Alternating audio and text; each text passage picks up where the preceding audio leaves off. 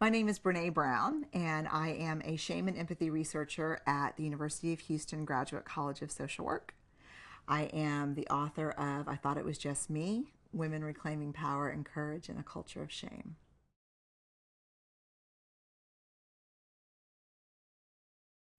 So, when I first started this work, I was so excited to finally get an understanding of shame and what it meant and why so many of us have turned over big parts of our lives to it. So, when I first started the work, I was really passionate about talking about the what is it and how does it work. I wanted to explain to people, here's what I'm learning about shame. Here's how it works in our lives. Because the thing probably a year into this research, I knew three things. One, we've all got it.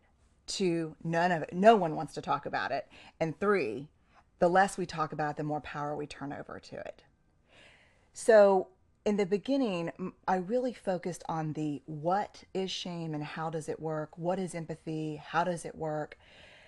And as I would talk to people, I started to hear the why question more than any other question. People were interested in the what is it and how does it work? But what people really wanted to know is why. Why are you studying this? And why are you insisting that we talk about this? Because, the truth is, these are tough topics. When you tell people that you study shame, vulnerability, and empathy, they kind of look at you like, wow, were all the other topics taken, or did you draw the short straw in research school? But that's not the case. So people, and that's a mindful question. Why do you study this, and why do you think we should talk about it? And so that's where I like to start. And what's interesting about my answer is that when I could not have answered the question why shame and empathy 6 years ago, 5 years ago, maybe even 4 years ago. But now, after talking to hundreds of men and women around the country about shame and how it affects the way they live, love, parent, work, build relationships, I finally, for the first time and probably in my career, understand why. If you think about connection, and I talk a lot about connection in my work, connection is our ability to forge meaningful, authentic relationships with other people. I believe that connection is the essence of the human experience. It is what breathes lives and gives meaning to our lives. If you think about connection on a continuum, what I have learned is that anchoring this end of that continuum is empathy. It is what moves us toward deep, meaningful relationship. On the other side of the continuum connection is shame. It absolutely unravels our relationships and our connections with other people.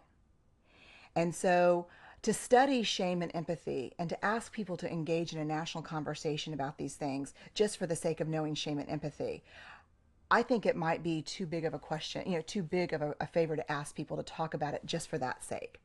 But what I have learned is that if we want to understand connection, if we want to understand what really fills our human spirit, we have to understand what anchors both ends of that continuum. The vulnerability piece is, if you imagine this continuum almost like an equalizer on a stereo and it has a little knob that you can move, that knob is vulnerability. When we are in our best vulnerability, meaning open, willing to share not only our strengths with people but our struggles, that moves us towards empathy. Empathy is about being vulnerable with people in their vulnerability. It's about being with folks. If you slide that knob on the continuum, over to shame, that's vulnerability. It's worse. That's when I can't let you see these pieces of me because I fear that it will cause disconnection.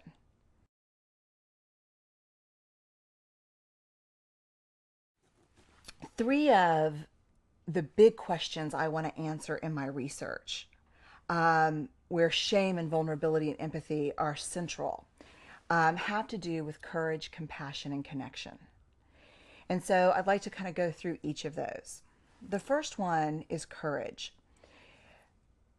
When courage first came into the English language, it had a very simple definition. It comes from the Latin word cur, which means heart. And courage meant to speak your mind with your heart, to tell your story. I think over time that definition has changed in terms of the way we use it.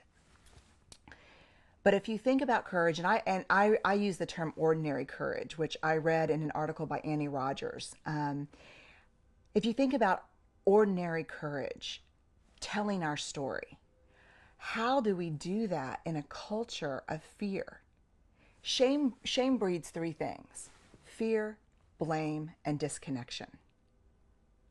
So how do we practice courage in a culture where we are incredibly afraid of not fitting in? How do I tell you my stories about those imperfect moments in my life, about the time when I was just not the mom that I wanted to be, about the time where I really screwed up at work and I lost the client, that I have a partner who's deep into addiction and I'm afraid for people to know because I don't want them to stop caring about my partner or question my judgment in terms of being with him or her. How do I tell these stories, which is the only way that we get out from underneath shame, in a culture where belonging and fitting in and being accepted are so critically important? So we're in this culture right now. What hasn't changed for us as people is the fact that we're wired for story. From the beginning of human time, we are wired to tell our stories. We're not born to keep secrets. We're not born, hating things about us and not sharing them with other people. We're born to tell our stories. So it's not people who have changed, it's the culture that's changed. And so how do we embrace and share the imperfections that make us who we are in a culture where we're afraid to not fit in? The second piece is compassion, and that is really in an important way related to story, because stories are only a form of connection when someone's listening and hearing us. So how do we have the courage to tell our story? But then where do we find the compassion to hear other people's stories? One thing that's real important to understand about shame is that while it's universal and all of us have it, it's triggered for all of us in very different ways. Maybe for me it's about body image or parenting or sex or addiction. For someone else it might be about providing, money, aging, religion. One thing that's universal about it is just listening to shame can be shaming for us.